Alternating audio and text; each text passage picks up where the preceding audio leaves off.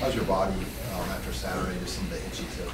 Yeah, honestly, it's not feeling too bad right now. I got treatment right away, and I was in the treatment room this morning. I'm just going to continue to heal up a little bit, but I think if anything, it kind of gave me some confidence in my knee. My knee felt great out there, and I felt in good physical shape. So I'll be even better going into this week. Did you learn a little bit through the game? Were you worried at all about it going in, or how did that go mentally? Like in regards to my knee or in general? Yeah, I mean, I wasn't worried about it, but I think there's a little level of uncertainty because I wasn't going live yet, and once I was out there, I felt great. So, yeah. After the game, Scott said Thursday's practice leading into it felt a little off to him, and there were some details missing. I guess, can you sense through the practices this year there's been like a day or so each week where it's just been a little off? Have you put together a full good week yet? I'd say we've had a week. I think the Colorado week, we had a good week of practice. Sometimes it's hard to recall, but I think he was right to assess it that way on Thursday. We did not have our best Thursday practice. We were not as organized, not as detailed as a unit, and I think that cost us a little bit, and I think we'll learn from it and know that we can't have bad days like that moving forward. Adrian, you're in a leadership position now. What's your level of concern about just overall confidence of the offense? I feel like that hasn't changed for me and for the other guys on the offensive side of the ball. I think we know what we're capable of. I think upon watching the film, we know that we're this close on certain plays to, it being a touchdown, it being a bigger play, and we know we just need to hammer down those details. So I don't think the confidence is gone. And I think that's part of my job, part of some of the other guys on the team, to make sure that we don't lose that, to know that we can get this done. We're hitting the reset button. We still have plenty of season left, to kind of prove ourselves.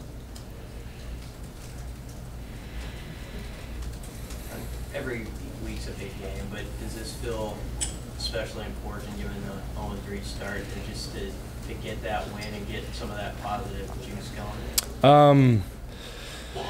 Not necessarily, honestly. I think we approach each game with the same sort of enthusiasm and attention.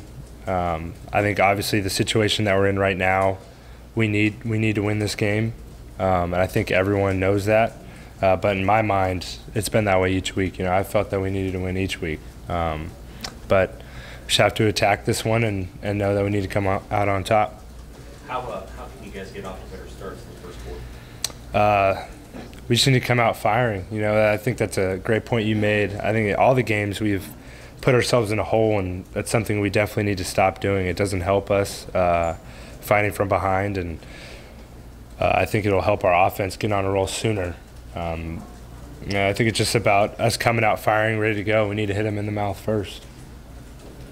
The play to the interception in the first round, is there anything that you would do differently about that, or is it just a matter of a defensive line making a good play against the ball?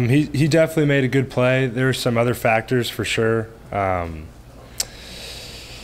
Maybe if I would have got the ball, maybe this much farther above that guy's hand, I think we had a touchdown on that play. It was just unfortunate. We got the exact look we wanted. I went through my read, and I fired the ball, and I felt pretty good about it, and then got deflected and picked off. When you guys, what do you think this offense would do well when it's doing something well? If you were to say, we're going to do this well, what we're good at, what do you think that thing's going to end up being? Well, I think it's just going to be our ability to capitalize on tempo. When we get that first down and really start to roll, we can run the ball, get the defense scrambling a little bit, and I'd say that's our biggest advantage. I think against Michigan, we obviously struggled to kind of get that first down, and that kind of handicaps our offense, in my opinion. Scott said on Saturday during the second half that you guys talked a lot on the sideline, the two of you. Just generally, what was that? When you were talking game details, bigger picture, what were those conversations like? Yeah, I kind of want to keep that between me and him. I don't want to speak too much on that. If he wants to say something about that, he can, but just general talk. Adrian, have you had a chance to look at Purdue's defense and what your thoughts might be? Yeah, definitely. You know, we've kind of obviously started watching some film and a breakdown of their defense and team, and you know they're a good team. They've been in a lot of close games this year, and it'll be a good battle for us. I think we have a good matchup offensively and have a good opportunity to you know break out this game. It seems like they're coming off their best game of the season against Boston College. Mm-hmm. They had 4 interceptions they picked on. Anything you noticed about their defense that stands out? Yeah, well, the thing is, Boston College is a lot different offense than we are. You know, they're more of a 12 personnel, like a ground pound type team, and we just run different formations, different stuff. So I think our offense will give them a little bit different look than Boston College will. But you're right, came off a great win against a ranked team, but I think we're a great team too. So we're just gonna have to come ready to play. Adrian, when Andrew went down that first play of the third quarter, Coach Frost said that his heart was in his throat. What went through your mind, or what did you feel when that happened? Yeah, I'd say I was right there in the same boat with him. You know, I never wish injury upon anyone, especially my own teammate, especially Andrew Bunch. You know, and it was tough to see. I'm thankful he's okay, but I was scared for him, and you know, obviously I ran back in there and knew I just had to do my job. He's a pretty tough kid. Yeah, definitely. I mean, he battled through it. He came off to the sideline, figured it out, and put a little sleeve on it and went back out there. So I think that just describes our room as a whole, and I think Coach Verduzco, I think he preaches that toughness. I don't think he demands any less.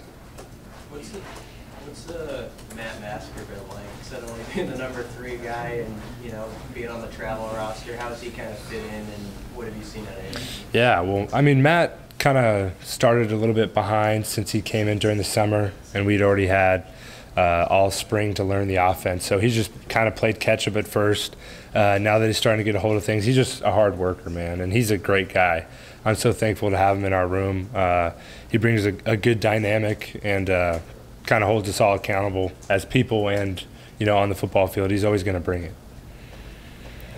Do you think this offense is stronger when you're running it quite a bit? And is that part of your voice during the course of a week now to say, we got to run me as much as we have to win? Let's do that. Honestly, you know, whatever Coach Frost feels is required for us to win, I'm ready to do it. If he thinks it requires me to run the ball more, then I'll do that. I don't think it's necessarily, you know, like I need to run the ball for us to be successful. I think we have other capabilities within our offense where I don't need to. But if that's what it's going to take, then I'll do it.